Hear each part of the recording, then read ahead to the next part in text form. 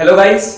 तो आज की क्लास के अंदर हमारा टारगेट है रेजोनेंस एंड इट्स स्टेबिलिटी। ठीक है, काफी इंपॉर्टेंट टॉपिक है, खास तौर से स्टेबिलिटी वाला। रेजोनेंस तो आई होप सभी को पता होगा, जिसको नहीं पता है मैं भी एक्सप्लेन करूंगा।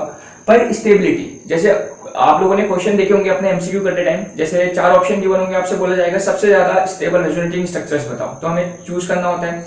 या फिर 4 ऑप्शन गिवन होते हैं, हमें बोला जाता है इनको इंक्रीजिंग या डिक्रीजिंग ऑर्डर में अरेंज करो, इन ऑर्डर ऑफ इंक्रीजिंग या डिक्रीजिंग स्टेबिलिटी, देखे है ना।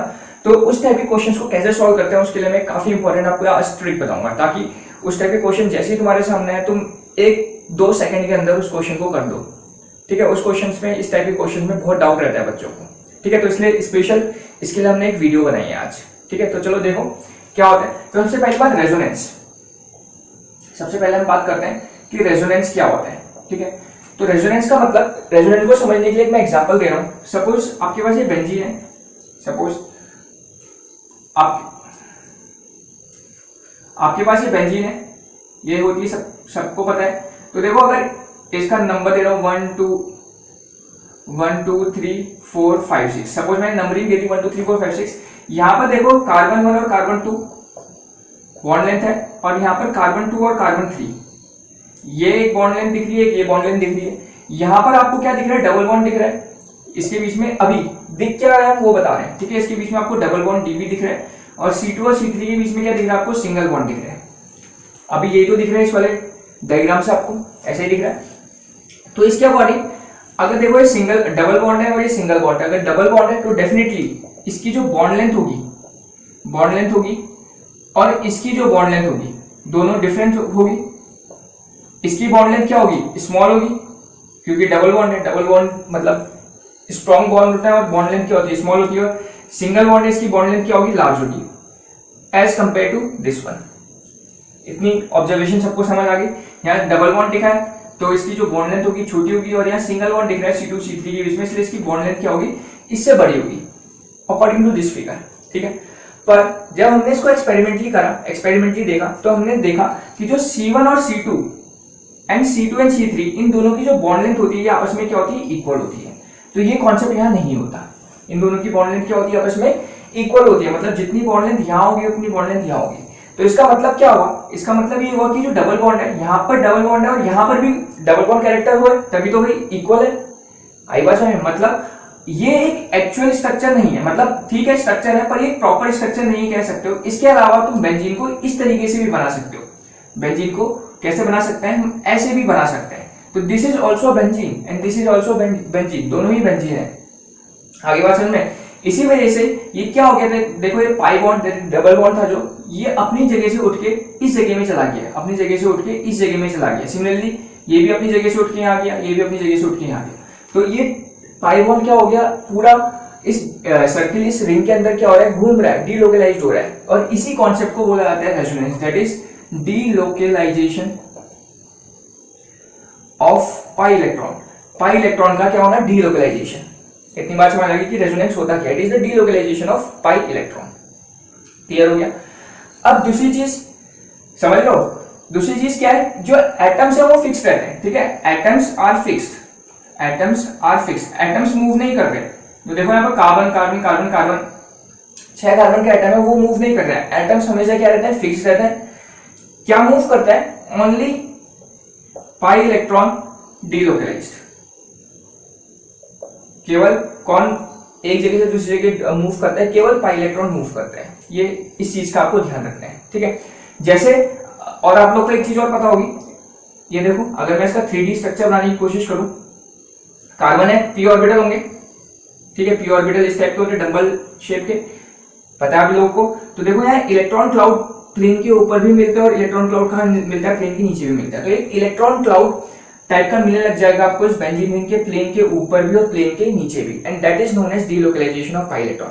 इलेक्ट्रॉन क्लाउड मतलब कंटिन्यूअस मूवमेंट, ब्लर टाइप का दिखेगा। ठीक है, जैसे आप लोगों ने देखा होगा घर में फैन चलता है, फैन को जब चलाते देखोगे तो क्या होगा? कंटिन्यूअस उसके पंखे क्या करते रहते हैं? घूमते रहते हैं, उनके विंग्स घूमते रहते हैं, तो पूरा एक ब्लर टाइप का दिखता है। That is the electron cloud in benzene. अगर हम बेंजीन से उसको कंपेयर करें तो आई बात समझ में? तो वही होता है, जैसे हमारे विंग्स घूमते रहते हैं कंटिन्यूअस, हमें विंग्स दिखाई नहीं देते। आपको फैन जब चलाते तो क्या विंग्स दिखते हैं? नहीं दिखते, ब्लरनेस टाइप का दिखता है। ठीक है, वही यहाँ पर होता है कि हमें बॉन्ड्स नहीं दिखते, क्या दिखता है, ब्लरनेस टाइप का, that is electron cloud type का दिखता है, जिसको हम बोलते हैं इलेक्ट्रॉन क्लाउड। देखो जैसे इस फैन में आपको क्या दिख रहा है, विंग्स दिख रहे हैं क्या आपको, विंग्स आप पता कर पाओगे कितने हैं, कि 3 है, 4 है, 5 है, तो कंटिन्यूअस रिवॉल्व हो रहा है फैन, मतलब यहाँ पर आप विंग्स नहीं पता कर पाओगे कि इसके अंदर कितने हैं, 3 होंगे कि 4 होंगे, एक ब्लरनेस टाइप का, एक क्लाउड टाइप का दिख रहा है, ठीक है। ऐसे ही होता है बेंजीन के अंदर। बेंजीन के अंदर भी तुम जो डबल बॉन्ड होता है वो इसी पंखे की तरह जैसे गोल गोल घूम रहा है, क्लाउड टाइप का बन रहा है, ऐसे ही घूमता रहता है, इसलिए हम बोलते हैं कि वहाँ क्या हो रहा है, डीलोकलाइजेशन हो रहा है। वो जो डबल बॉन्ड है एक जगह पे नहीं है, कंटिन्यूअस घूम रहा है, इसीलिए हम डबल बॉन्ड उसके अंदर देख नहीं पाते हैं। जैसे इस पंखे के अंदर तुम विंग्स नहीं देख पा रहे हो, सेम कहानी होती है बेंजीन में, ठीक है। ओके, तो ये बात होगी थोड़ी रेजोनेंस की। इतनी बात समझ आई कि रेजोनेंस क्या होता है, it is the delocalisation of pi electrons. जैसे एक एग्जांपल और मैं दूं आपको, या चलो पहले कंडीशंस देता हूं। सबसे पहले हम बात करते हैं कंडीशंस की कि रेजोनेंस होगा क्या। तो रेजोनेंस के लिए एक कंडीशन चाहिए हमें। रेजोनेंस कहां होता है, कंडीशन क्या है, कॉन्जुगेशन प्रेजेंट होना चाहिए। क्या होना चाहिए, कॉन्जुगेशन होना चाहिए। कॉन्जुगेशन का मतलब क्या होना चाहिए, कॉन्जुगेशन 4 टाइप का हो सकता है आपको, डबल बॉन्ड, अल्टरनेट पोजीशन में डबल बॉन्ड हो, single bond, double bond, single bond, पहला कॉन्जुगेशन।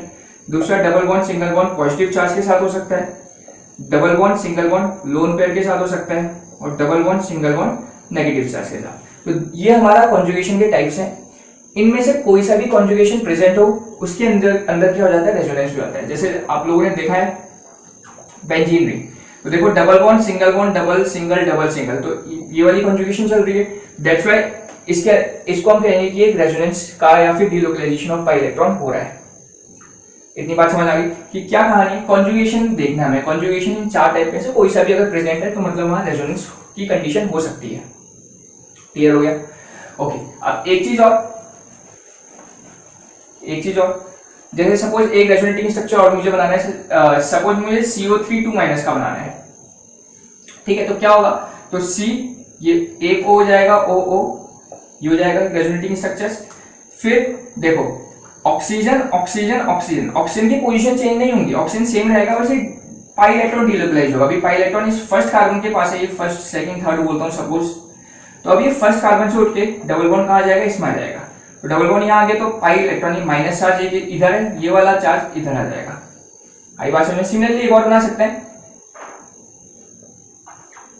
इसमें क्या हुआ, यहां से उठ के यहां चला गया, तो यहां चले गया और यहाँ माइनस चार्ज यहाँ और यहाँ आ गया, ठीक है। तो ये आपके CO3 के रेजोनेटिंग स्ट्रक्चर्स हो गए। इन स्ट्रक्चर्स को हम क्या बोलते हैं, दीज आर योर रेजोनेटिंग या फिर कैनोनिकल स्ट्रक्चर्स,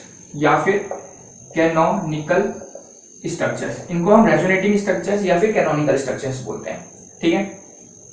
अच्छा, दूसरी चीज, हर एक रेजोनेटिंग स्ट्रक्चर्स मतलब this is not a true structure अगर कहो तो, क्योंकि इस स्ट्रक्चर को देख के तुम कार्बोनेट आयन के बारे में एक्यूरेट इंफॉर्मेशन नहीं दे सकते हो, क्योंकि डबल बॉन्ड जो है हर एक ऑक्सीजन के साथ घूम रहा है। तो एक्यूरेट इंफॉर्मेशन देने के लिए हमें क्या बनाना पड़ता है, एक हाइब्रिड स्ट्रक्चर बनाना होता है, एक ऐसा स्ट्रक्चर जिसके अंदर इसकी और इसकी तीनों की प्रॉपर्टी मिले।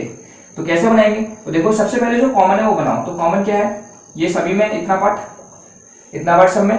अब क्या घूम रहा है, डबल बॉन्ड घूम रहा है, इसको डॉट से शो करेंगे, डबल बॉन्ड यहाँ भी है, यहाँ भी है, यहाँ भी है, यही है।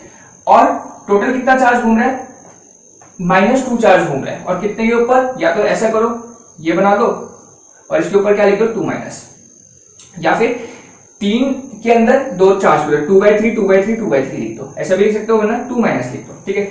दिस इज द एक्चुअल, इसको हम बोलते हैं हाइब्रिड स्ट्रक्चर। इसको क्या बोलते हैं हम, हाइब्रिड स्ट्रक्चर, जो एक्चुअल इंफॉर्मेशन देता है CO3 आयन की, ठीक है। इसके अंदर इसकी और इसकी तीनों की प्रॉपर्टीज प्रेजेंट है। तो इन स्ट्रक्चर्स को हम बोलते हैं रेजोनेटिंग स्ट्रक्चर्स, और इस स्ट्रक्चर को बोला जाता है हाइब्रिड स्ट्रक्चर, ठीक है। जैसे बेंजीन आपने बनाया था, ये और ये आपके क्या हो जाएंगे, रेजोनेटिंग स्ट्रक्चर हो जाएंगे। इसका हाइब्रिड स्ट्रक्चर कैसा होगा, तो एक सबसे पहले कॉमन ये है, और क्या है, पाई इलेक्ट्रॉन घूम रहा है, तो पाई इलेक्ट्रॉन घूम रहा है, इसको क्या करेंगे, डॉटेड से शो करेंगे। तो this is the hybrid structure, इसको बोलेंगे हम हाइब्रिड स्ट्रक्चर, और इन दोनों को बोलेंगे रेजोनेटिंग या फिर कैनोनिकल स्ट्रक्चर्स। क्लियर होगी बात।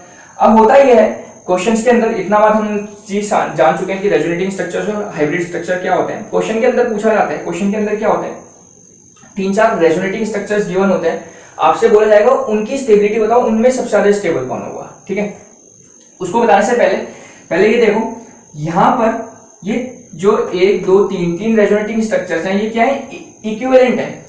ये क्या है, इक्विवेलेंट है, क्योंकि देखो हर एक में सेम है, carbon atom, oxygen atom, double bond, negative charge, तीनों में क्या है, सेम है। मतलब ये तीनों की तीनों स्ट्रक्चर्स क्या है, इक्विवेलेंट है, इसमें कोई भी चेंजेस नहीं है। हर एक में 2 नेगेटिव चार्ज है, हर एक में 1 पाई बॉन्ड है, कुछ चेंजेस है नहीं। तो हर एक में अगर same negative charge, same pi bond, same sigma bond अगर होता है, उस स्ट्रक्चर्स को क्या बोलते हैं, इक्विवेलेंट स्ट्रक्चर्स। मतलब ये तीनों के तीनों इक्विवेलेंट स्ट्रक्चर्स है, और इक्विवेलेंट स्ट्रक्चर की जो स्टेबिलिटी होती है वो क्या होती है, सेम होती है। इनकी स्टेबिलिटी क्या है, सेम स्टेबिलिटी है। तो पहली बात समझ आ गई आप लोगों को कि जो स्टेबिलिटी हम पहचानेंगे वो फर्स्ट थिंग कि स्ट्रक्चर्स इक्विवेलेंट नहीं होने चाहिए। ठीक है, तो जैसे यहाँ पर तीनों स्ट्रक्चर क्या है, इक्विवेलेंट है, मतलब तीनों में बराबर नेगेटिव चार्ज है, 2 नेगेटिव 2 नेगेटिव 2 नेगेटिव, और बराबर पाई बॉन्ड है, 1 pi bond 1 pi bond 1 pi bond, मतलब ये इक्विवेलेंट है, मतलब इनकी स्टेबिलिटी क्या है, सेम है। आगे बात समझ में। तो जब भी हम स्टेबिलिटी निकालते हैं, सबसे पहली बात हमें ये देखनी पड़ती है कि whether the structures are equivalent और नॉट।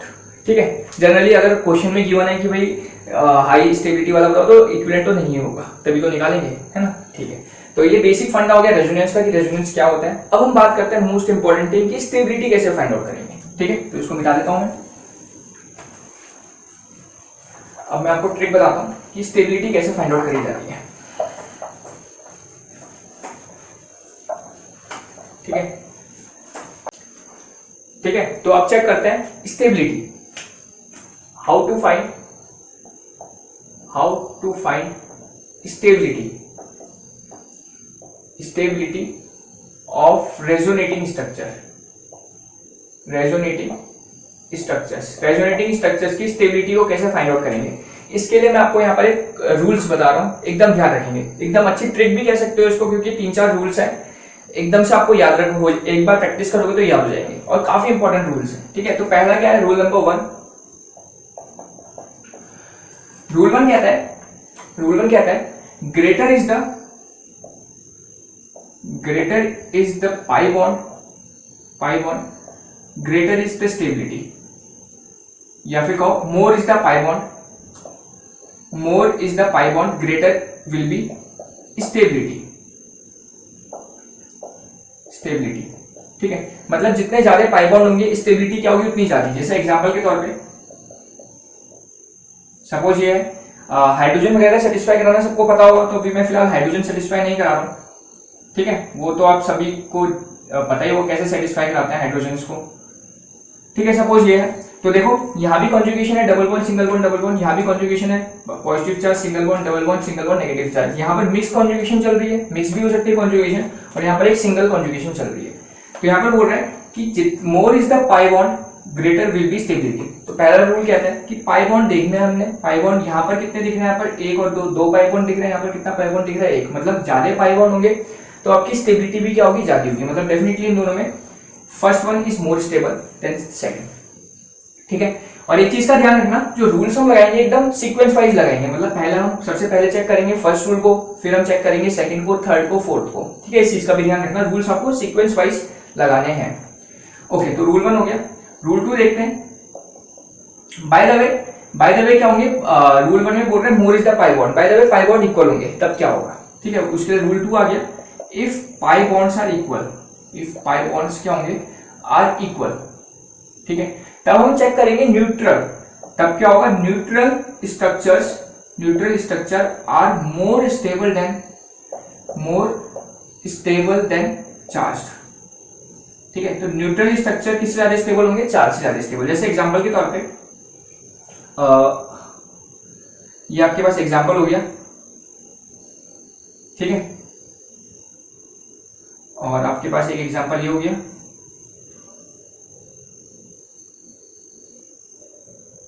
ठीक है, सपोज 2 हमारे पास है, दोनों में क्या है कॉन्जुगेशन दिख रही है, देखो double bond single bond loan पे, यहाँ दिख रही है double bond single bond negative charge, तो दोनों के अंदर कॉन्जुगेशन है। देखो यहाँ पर भी कितना सिग्मा पाई बॉन्ड है, 1 पाई बॉन्ड है, यहाँ पर भी कितना पाई बॉन्ड है, 1 पाई बॉन्ड। मतलब पहला रूल तो लगा नहीं पाओगे, पहला रूल के according greater the pi bond greater will be stability, यहाँ पर पाई बॉन्ड सेम है, तो हम लगाएंगे रूल 2। रूल 2 कहता है अगर पाई बॉन्ड सेम होंगे तब जो न्यूट्रल स्ट्रक्चर्स होंगे वो ज्यादा स्टेबल होंगे। तो देखो यहाँ पर न्यूट्रल है, इसके ऊपर ना तो कोई पॉजिटिव चार्ज दिख रहा है ना तो नेगेटिव चार्ज दिख रहा है, पर यहाँ पर नेगेटिव चार्ज दिख रहा है, ठीक है। तो इसीलिए ये वाला स्ट्रक्चर क्या होगा, ज्यादा स्टेबल होगा। आई बात में neutral structures are more stable than charge. Next लगाते हैं रूल 3। रूल 3 क्या बोलते हैं, बाय द वे चार्ज भी सेम होगा और पाई बॉन्ड भी सेम होंगे, मतलब जिसके अंदर ये दोनों कंडीशन हम सेटिस्फाई नहीं करा पाएंगे। तो देखो तब हम चेक करेंगे नेगेटिव चार्ज या इलेक्ट्रोनेगेटिव एटम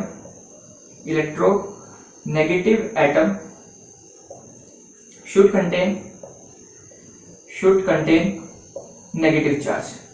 इलेक्ट्रोनेगेटिव एटम के अंदर क्या होना चाहिए, नेगेटिव चार्ज होना चाहिए। जैसे मैं एग्जांपल दे रहा हूं, आपके पास ये है,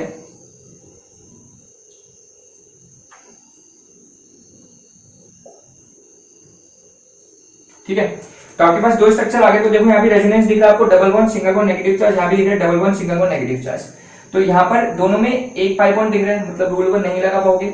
रूल 2 क्या कहता है, न्यूट्रल ज्यादा स्टेबल है चार्ज से, पर यहाँ पर देखो दोनों के दोनों चार्ज दिख रहे हैं, न्यूट्रल तो कोई भी नहीं है, तो यहाँ पर रूल 2 भी नहीं लगा पाओगे। तो उसके लिए आएगा रूल 3। रूल 3 बोलता है अगर सब कुछ सेम है तब हमें देखना है जो नेगेटिव चार्ज है वो किसके ऊपर है। तो हम जानते हैं इलेक्ट्रोनेगेटिव एटम क्या होते हैं, ability to attract the share pair of electron, जो इलेक्ट्रॉन रखना चाहते हैं वही तो इलेक्ट्रोनेगेटिव एलिमेंट होते हैं। और इलेक्ट्रोनेगेटिव एलिमेंट पता ही हो तुम्हें, सबसे ज्यादा कौन होता है, फ्लोरीन होता है, फिर कौन होता है, ऑक्सीजन, फिर कौन होता है, नाइट्रोजन, ये सबको पता है। इलेक्ट्रोनेगेटिव एलिमेंट का रूल ऑर्डर है, सबसे ज्यादा electronegative fluorine, then oxygen, then nitrogen. और जो इलेक्ट्रोनेगेटिव होगा वो क्या रखेगा, नेगेटिव चार्ज रखेगा।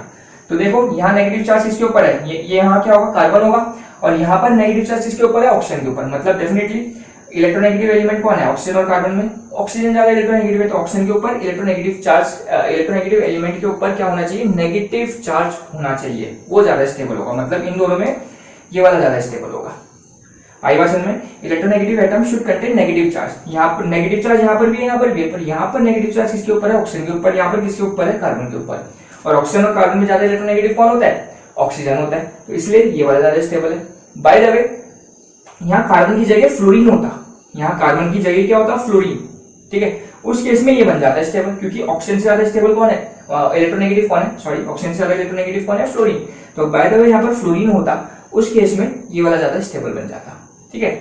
अगर सेम है तो हमें बस चेक करना है जो नेगेटिव चार्ज है वो किसके ऊपर है। अगर जो इलेक्ट्रोनेगेटिव एलिमेंट के ऊपर है तो वाला स्ट्रक्चर ज्यादा स्टेबल होगा। क्लियर हो गया।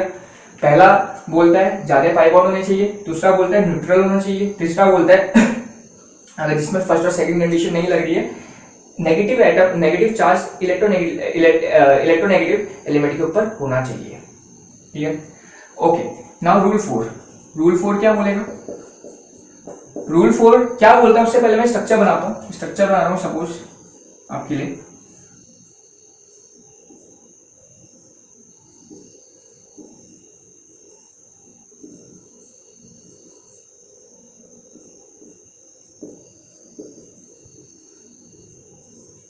देखो रूल 4 के लिए मैंने दो रेजोनेटिंग स्ट्रक्चर्स बना दिए। इसमें फर्स्ट रूल नहीं लगा पाओगे क्योंकि 1 2 3 1 2 3 दोनों में 3 3 पाई बॉन्ड है। सेकंड रूल भी नहीं लगा पाओगे क्योंकि न्यूट्रल ना तो ये है ना तो ये है। थर्ड रूल क्या है, इलेक्ट्रोनेगेटिव एलिमेंट के ऊपर नेगेटिव होना चाहिए। तो यहाँ देखो दोनों के ऊपर, दोनों इस केस में भी नेगेटिव चार्ज किसमें है, कार्बन में, इस केस में भी नेगेटिव चार्ज किसमें है, कार्बन पे, और पॉजिटिव चार्ज दोनों के ऊपर किसमें, ऑक्सीजन के ऊपर है। मतलब यहाँ पर ये वाला रूल भी नहीं लगेगा। ये तो तब लगाओगे ना अगर बाय द वे यहाँ कार्बन के ऊपर नेगेटिव होता और यहाँ ऑक्सीजन के ऊपर नेगेटिव होता, तब बोलते वो वाला स्टेबल है। पर यहाँ तो यहाँ पर भी कार्बन के ऊपर नेगेटिव है, यहाँ पर भी कार्बन के ऊपर नेगेटिव है, तो ये वाला रूल भी नहीं लगेगा। ठीक है, तो इस केस में क्या करेंगे हम लोग चार्ज को देखेंगे। तो देखो चार्ज के बीच में ये देखो अनलाइक चार्जेस है, यहाँ डिस्टेंस और यहाँ पर डिस्टेंस, हमें यहाँ क्या देखनी होती है, डिस्टेंस देखनी होती है। तो यहाँ पर जो अनलाइक चार्जेस है, यहाँ पर क्या है, डिस्टेंस क्या है आपकी, कम है। इस केस में जो अनलाइक चार्जेस के बीच की डिस्टेंस देखो दिख रही है, कम है। यहाँ पर डिस्टेंस क्या ज्यादा है, और डिस्टेंस कम होने से क्या होगी, डिस्टेंस कम होने से क्या होगा, मोर अट्रैक्शन होगा। अट्रैक्शन क्या होगा, डेफिनेटली ज्यादा होगा। जितना पास होंगे अनलाइक चार्जेस जितना पास होता है ज्यादा अट्रैक्शन होगा। ज्यादा अट्रैक्शन का मतलब ज्यादा स्टेबिलिटी, ग्रेटर स्टेबिलिटी। ठीक है, तो मतलब इस केस में हमें क्या चेक करना पड़ेगा, डिस्टेंस चेक करना पड़ेगा अनलाइक चार्जेस का। अनलाइक चार्जेस का डिस्टेंस जितना पास होता है उतना ज्यादा क्या होता है, स्टेबल। मतलब इसमें और इसमें ज्यादा स्टेबल कौन होगा, ये वाला स्टेबल होगा। क्लियर हो गया। तो इसके लिए यहां लिख देता हूं स्टेबिलिटी के लिए। स्टेबिलिटी क्या है, अगर बाय द वे मेरे अनलाइक चार्जेस होंगे, वो क्या होने चाहिए, पास होने चाहिए, क्लोज होने चाहिए एक दूसरे से, क्या होने चाहिए, क्लोज होने चाहिए। तो जितना ज्यादा क्लोज होगा वो उतना ज्यादा स्टेबल होगा। और bye the way like charges होंगे तो डेफिनेटली इसका उल्टा हो जाएगा, लाइक चार्जेस आपस में क्या होने चाहिए, दूर होने चाहिए। तो जितना मतलब अगर ये पॉजिटिव होता, ये भी पॉजिटिव होता, ये पॉजिटिव होता, ये भी पॉजिटिव होता, तो उस केस में ये वाला ज्यादा स्टेबल होता। लाइक चार्जेस के लिए स्टेबिलिटी क्या होगी, जितना ज्यादा दूर होंगे उतना ज्यादा स्टेबल होगा। और अनलाइक चार्जेस के लिए क्या होंगे, पास होने चाहिए। तो यहाँ पर देख रहे हैं हमें अनलाइक चार्जेस क्या है, क्लोज है, पास है, क्लोज है, आपस में एक दूसरे के पास है। तो इसी वजह से ये वाला ज्यादा स्टेबल होगा, ये वाला कम स्टेबल होगा। ठीक है, तो ये हमारे 4 रूल्स हैं, इन 4 रूल का यूज करेंगे। कोई सा भी क्वेश्चन आप 3-4 सेकंड के अंदर आप सॉल्व कर सकते हो। ठीक है, फिर से बोल रहे हैं, ये रूल्स एकदम आपको ध्यान रखना है, 1-2 बार प्रैक्टिस करोगे याद हो जाएंगे। ठीक है, तो अब बात करते हैं क्वेश्चंस की। ठीक है, क्वेश्चंस की बात करते हैं, हम इसको मिटा देते हैं और क्वेश्चंस करते हैं।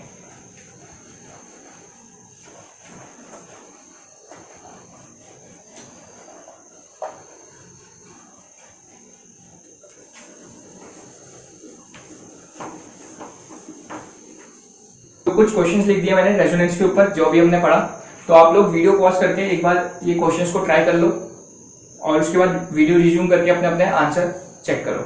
ठीक है, एक बार वीडियो पॉज कर लो और एक बार ट्राई कर लो, सारे क्वेश्चन देखना, बहुत इजीली हो जाएंगे। बस वो रूल्स का याद रखना और रूल्स को ऑर्डर में लगाना है। ठीक है, फर्स्ट रूल पहले, फिर सेकंड, फिर थर्ड, फिर फोर्थ, जो मैंने बताया था। ठीक है, तो चलो अब देखते हैं क्वेश्चन नंबर 1 का ए।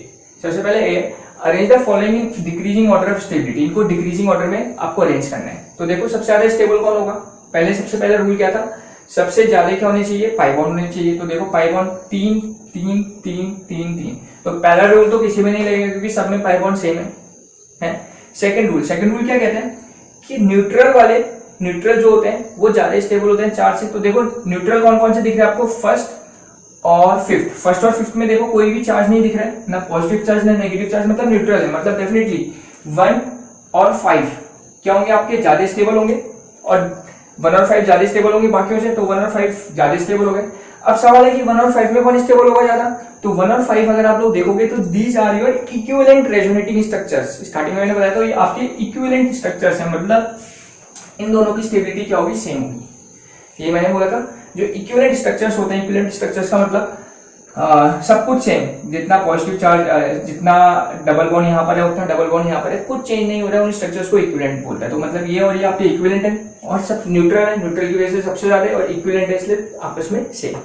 ठीक है, अब कौन होगा, तो अब देखो लाइक चार्जेस वाला कॉन्सेप्ट लग जाएगा, अनलाइक चार्जेस वाला। तो यहाँ पर अनलाइक चार्जेस पास है, यहाँ पर अनलाइक चार्जेस देखो दूर है, और यहाँ पर भी अनलाइक चार्जेस, तो देखो यहाँ पर और यहाँ पर अनलाइक चार्जेस एकदम सेम है। मतलब अगेन 2 और 4 आपस में क्या होंगे, इक्विवेलेंट स्ट्रक्चर्स होंगे, क्योंकि जो कहानी यहाँ पर है वही सेम कहानी यहाँ पर है। सर वही तो यहाँ पर भी दिख रहा है, तुम बोलोगे सर पॉजिटिव और नेगेटिव चार्ज तो यहाँ भी दिख रहा है, पर यहाँ पर देखो डिस्टेंस ज्यादा दिख रहा है, मतलब it is not an equivalent structure. अगली बात समझ में, तो 2 और 4 ये दोनों भी आपस में क्या होंगे, इक्विवेलेंट स्ट्रक्चर्स होंगे। और हम जानते हैं जो अनलाइक चार्जेस पास होते हैं उनकी स्टेबिलिटी ज्यादा होती है, तो इसलिए अब आएगी स्टेबिलिटी इसकी 2 की और 4 की, ये दोनों आपस में सेम होंगे और इसकी स्टेबिलिटी ज्यादा होगी। और सबसे कम स्टेबिलिटी होगी इसकी, क्योंकि इसमें अनलाइक चार्जेस क्या है, बहुत दूर है, मतलब थर्ड। तो ये आपका ऑर्डर हो जाएगा स्टेबिलिटी का। ठीक है, सेकंड क्वेश्चन बोल रहे हैं इसके अंदर ऑर्डर बताना है स्टेबिलिटी का। तो चेक करो, सबसे पहले वही लॉजिक, सबसे पहला रूल क्या था हमारा, greater the number of pi bond. यहाँ पाई बॉन्ड कितने हैं, 2 हैं, यहाँ पर 1 ही है, यहाँ पर 2 है, यहाँ पर 1 है, तो डेफिनेटली 1 और 3 ज्यादा स्टेबल होंगे, क्योंकि इसके अंदर 2 पाई बॉन्ड है, इसके अंदर 2 पाई बॉन्ड है, इसके अंदर 1 है, इसके अंदर क्या है, 1 पाई बॉन्ड है, तो 1 और 3 ज्यादा होंगे। अब 1 और 3 में ज्यादा कौन होगा, उसके लिए अगला रूल लगाओ। अगला रूल क्या बोलते हैं, न्यूट्रल, पर देखो दोनों के दोनों न्यूट्रल तो है नहीं, दोनों चार्ज है, तो थर्ड रूल लगाओ। थर्ड रूल क्या बोलते हैं, जो इलेक्ट्रोनेगेटिव एलिमेंट होना चाहिए it should contain negative charge. तो देखो ये नेगेटिव चार्ज इसके ऊपर है, नाइट्रोजन के ऊपर, पर इसमें अभी हम ये दोनों चूज कर रहे हैं क्योंकि हमें पता है कि इससे और इससे, मतलब सेकंड और फोर्थ स्ट्रक्चर से ज्यादा स्टेबल डेफिनेटली फर्स्ट और थर्ड हो गए। क्यों, क्योंकि इनके ऊपर ज्यादा पाई बॉन्ड है, इसके ऊपर भी 2 पाई बॉन्ड है, इसके ऊपर भी 2 पाई बॉन्ड है, पर इन दोनों में ज्यादा कौन होगा उसके लिए हम रूल चेक कर रहे हैं। तो रूल 3 रहेगा, इसको हटा देता हूं। इन दोनों को चेक करने के लिए रूल 3 लगेगा। रूल 3 बोलता है जितना ज्यादा इलेक्ट्रोनेगेटिव एलिमेंट होगा उसके ऊपर नेगेटिव चार्ज होना चाहिए। तो देखो नेगेटिव चार्ज नाइट्रोजन के ऊपर है, पर इस केस में नेगेटिव चार्ज किसके ऊपर आ गया, कार्बन के ऊपर आ गया, मतलब ये ज्यादा स्टेबल होगा। तो सबसे ज्यादा स्टेबल कौन होगा, 1, और 1 के बाद कौन होगा, डेफिनेटली 3। हमने पहले से डिसाइड कर चुका है कि 1 और 3 are more stable than 2 and 4, है ना, क्योंकि it has more number of pi bonds. अब बचे 2 और 4, 2 और 4 में ज्यादा स्टेबल कौन होगा, तो देखो दोनों में पहली बात तो पाई बॉन्ड सेम है, तो पाई बॉन्ड के बेसिस में नहीं बता पाओगे, तो फिर से इसके लिए रूल 3 लगाओ। तो सेकंड में देखो नेगेटिव चार्ज किसके ऊपर है, नाइट्रोजन के ऊपर है, और फोर्थ के अंदर नेगेटिव चार्ज किसके ऊपर है, कार्बन के ऊपर है। हम जानते हैं nitrogen is more electronegative than carbon, तो अगेन इन सेकंड और फोर्थ में ज्यादा स्टेबल कौन होगा, सेकंड होगा, और उसके बाद कौन होगा आपका 4 होगा। तो ये बी का ऑर्डर आ जाएगा, ठीक है एकदम। बस आपको ध्यान रखना है इलेक्ट्रोनेगेटिव एलिमेंट कौन होते हैं, आपको बता ही दिया FON, FON सबसे ज्यादा, फ्लोरीन, फिर ऑक्सीजन, फिर नाइट्रोजन, उसके बाद बाकी कार्बन वगैरह होते रहते हैं, ठीक है। फ्लोरीन होता है पहले तो कार्बन से पहले। Next question, which is least stable, तो सबसे कम स्टेबल कौन होगा। तो देखो ये दोनों ही क्वेश्चन आपके जेई के क्वेश्चन है, और दिखने में एकदम बहुत अटपटे से लग रहे हैं, मतलब जिसको कॉन्सेप्ट नहीं पता हो इन क्वेश्चन को देख के साथ डर जाएगा, वो करेगा नहीं इसको अटेम्प्ट, है ना, पर उतना ही आसान क्वेश्चन। देखो जो मैंने रूल से कहा था ध्यान रखो। तो लीस्ट स्टेबल के लिए क्या चाहिए, तो जो मैंने मोर स्टेबल की बात करी उसको रिवर्स कर दो, तो देखो डबल बॉन्ड कितना है, 2 2 2 और यहाँ 3, तो ये तो सबसे ज्यादा स्टेबल होगा, ये तो आंसर हो नहीं सकता क्योंकि वो सबसे ज्यादा स्टेबल है। अगला इलेक्ट्रोनेगेटिव एलिमेंट के ऊपर नेगेटिव चार्ज होना चाहिए, तो यहाँ देखो नेगेटिव चार्ज कार्बन के ऊपर भी है, कार्बन के ऊपर भी है, कार्बन के ऊपर, यहाँ देखो इस केस में भी कार्बन के ऊपर नेगेटिव चार्ज है, कार्बन के ऊपर, कार्बन के ऊपर, तो यहाँ भी कोई रूल 3 भी नहीं लग सकता, और रूल 2 तो वैसे नहीं लगेगा क्योंकि कोई भी न्यूट्रल नहीं है ना। तो रूल 3 क्या कहता है, इलेक्ट्रोनेगेटिव एलिमेंट के ऊपर नेगेटिव चार्ज होना चाहिए, यहाँ भी नेगेटिव चार्ज कार्बन के ऊपर है, यहाँ भी कार्बन के ऊपर, यहाँ भी कार्बन के ऊपर, तो ये भी नहीं लगेगा। तो लगाएंगे फोर्थ रूल। फोर्थ रूल कहता है अगर अनलाइक चार्जेस होंगे तो डिस्टेंस कम होना चाहिए, और अनलाइक चार्जेस होंगे डिस्टेंस कम होना चाहिए, और लाइक चार्जेस में डिस्टेंस ज्यादा होना चाहिए। तो देखो लाइक चार्जेस दिख रहा है पॉजिटिव और पॉजिटिव, यहाँ देखो लाइक चार्जेस के बीच में डिस्टेंस क्या होना चाहिए, रूल के अकॉर्डिंग ज्यादा होना चाहिए, तब तो ज्यादा स्टेबल होगा, ये तो था। पर यहाँ पर डिस्टेंस क्या कम है, यहाँ पर देखो डिस्टेंस ज्यादा है लाइक चार्जेस के बीच में, और यहाँ पर भी डिस्टेंस देखो इतना ज्यादा है। तो देख लो लाइक चार्जेस के बीच में सबसे ज्यादा लाइक चार्जेस तब स्टेबल होते हैं जब डिस्टेंस क्या होता है, ज्यादा होता है, पर यहाँ पर देखो डिस्टेंस सबसे कम यहाँ दिख रहा है, तो मतलब यही क्या होगा, सबसे लीस्ट स्टेबल होगा। आई बात समझ में, ये तो था अनलाइक चार्जेस डिस्टेंस कम होता है तो ज्यादा स्टेबल होता है, और लाइक चार्जेस डिस्टेंस ज्यादा होता है तब ज्यादा स्टेबल होते हैं, मतलब ये ज्यादा स्टेबल होगा, तो ये क्या होगा, सबसे कम स्टेबल होगा, ठीक है। ओके इसमें देखते हैं, तो देखो लीस्ट स्टेबल पूछा है, तो 2 pi bond, 1 pi bond, 1 pi bond, तो डेफिनेटली ये तो हो नहीं सकता, ये सबसे ज्यादा स्टेबल होगा क्योंकि इसके अंदर 2 पाई बॉन्ड आ गए, बचे ये वाला और ये वाला। तो इसमें देखो अनलाइक चार्जेस क्या होने चाहिए, 5 होने चाहिए, तो अनलाइक चार्जेस के बीच का डिस्टेंस इतना ही है, और यहाँ पर अनलाइक चार्जेस के बीच का डिस्टेंस इतना ही है। तो देखो इसमें तुम अनलाइक चार्जेस वाला कॉन्सेप्ट भी नहीं लगा पा रहे हो क्योंकि यहाँ पर डिस्टेंस इतना है, सेम डिस्टेंस यहाँ पर भी है, तो यहाँ पर एक छोटा सा लॉजिक लगेगा, ठीक है, लॉजिक लगेगा साइड बाय साइड। लॉजिक ये लगेगा, यहाँ पर देखो एक पॉजिटिव चार्ज दिख रहा है आपको, पॉजिटिव चार्ज के बगल में कार्बन के बगल में ऑक्सीजन, और ऑक्सीजन के पास क्या होगा, लोन पेयर होगा, और लोन पेयर होने के कारण इसका जो पॉजिटिव चार्ज है ये इसको क्या कर सकते हैं, न्यूट्रल बैलेंस कर सकता है, उसको अपना इलेक्ट्रॉन देके इसकी पॉजिटिव मतलब इलेक्ट्रॉन डेफिशिएंसी को क्या कर सकता है, पूरा कर सकता है, क्योंकि बगल में ही ऑक्सीजन है, और ऑक्सीजन क्या कर रहा है, इलेक्ट्रॉन पेयर इलेक्ट्रॉन दे सकता है क्योंकि उसके पास इलेक्ट्रॉन है, ठीक है। इस वजह से ये क्या रहेगा, स्टेबल रहेगा, और ये क्या हो जाएगा, लीस्ट स्टेबल हो जाएगा अमंग दीज। आई बात समझ में, यहाँ एक एडिशनल कॉन्सेप्ट लगाया हमने क्योंकि लाइक चार्जेस अनलाइक चार्जेस का जब हमने कॉन्सेप्ट लगाया, अनलाइक चार्जेस के बीच में जो डिस्टेंस यहाँ है वही डिस्टेंस यहाँ पर है, तो हम उस रूल को भी नहीं लगा पाए। उसके साथ हमने एक एडिशनल कॉन्सेप्ट लगाया कि यहाँ पर पॉजिटिव के बगल में एक ऐसा एलिमेंट है जिसके पास इलेक्ट्रॉन है, तो इसकी डेफिशिएंसी को ये पूरा कर देगा, तो इसके कारण ये स्टेबल होगा। पर यहाँ पर ऑक्सीजन बहुत दूर है तो ये डेफिशिएंसी पूरी नहीं कर पाएगा, इसीलिए ये सबसे लीस्ट स्टेबल होगा। क्लियर हो गया? Okay, now third question. Question 3 बोल रहा है which is not a resonance form. तो रेजोनेंस फॉर्म कौन सा नहीं होगा, इसके लिए आप लोगों ने पढ़ा होगा कि रेजोनेटिंग स्ट्रक्चर्स ड्रॉ कैसे करते हैं, ठीक है। अगर आपको नहीं पता है रेजोनेटिंग स्ट्रक्चर्स ड्रॉ करना तो आप लोग कमेंट सेक्शन में बोलिए, मैं उसके लिए एक नई वीडियो बनाऊंगा कि how to draw resonating structures. फिलहाल इस वीडियो के अंदर मैंने नहीं बताया कि रेजोनेटिंग स्ट्रक्चर्स ड्रॉ कैसे किया जाता है। अगर नहीं पता है आप लोग को तो कमेंट सेक्शन में बोलो, मैं उसके लिए नई वीडियो बना दूंगा, ठीक है। आता है तो बहुत अच्छी बात है। तो रेजोनेंस फॉर्म कौन नहीं होगा, तो इसके लिए सिंपल सा एक रूल है रेजोनेटिंग स्ट्रक्चर्स ड्रॉ करने के लिए, जो हमारे सेकंड पीरियड के एलिमेंट होते हैं, सेकंड पीरियड के एलिमेंट, नोट कर लेना इसको, शुड नॉट एक्सीड ऑक्टेट, अपने ऑक्टेट से आगे नहीं बढ़ना है। कोई भी जो सेकंड पीरियड के एलिमेंट होते हैं जैसे नाइट्रोजन हो गया, कार्बन हो गया, ऑक्सीजन हो गया, ऑक्टेट से आगे नहीं बढ़ सकते। क्यों? क्योंकि इनके पास क्या होती है, अनअवेलेबल डी ऑर्बिटल्स होता है। डी ऑर्बिटल क्या होता है, एब्सेंस ऑफ, क्यों नहीं होता ऐसा, क्यों नहीं बढ़ते, because of absence of D orbital. D orbital क्या होता है इनके पास, एब्सेंट होता है, इसकी वजह से ये ऑक्टेट को बढ़ाते नहीं है। तो देखो यहाँ पर ठीक है, नाइट्रोजन के 1 2 3 4 5 6 बॉन्ड है। यहाँ पर देखो 1 2 3 4 5 6 7 8 9 10। यहाँ पर अगर नाइट्रोजन के इलेक्ट्रॉन काउंट करोगे तुम इस वाले स्ट्रक्चर के अंदर, तो देखो एक बॉन्ड में 2 इलेक्ट्रॉन, 1 2 3 4 5 6 7 8 9 10। यहाँ पर नाइट्रोजन के पास कितने इलेक्ट्रॉन आ गए, 10 इलेक्ट्रॉन आ गए, मतलब इसने अपना ऑक्टेट एक्सपेंड कर दिया। तो डेफिनेटली पॉसिबल ही नहीं है। तो यही आपका आंसर हो जाएगा कि which is not a resonance form, ये पॉसिबल नहीं है। इसमें देखो 1 2 3 4 5 6 7 8 पॉसिबल, 1 2 3 4 5 6 7 8 पॉसिबल।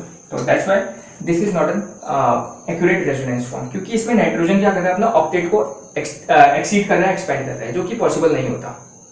ठीक है, तो इस तरीके से हम रेजोनेंस के क्वेश्चन और रेजोनेंस की स्टेबिलिटी के क्वेश्चन करते हैं।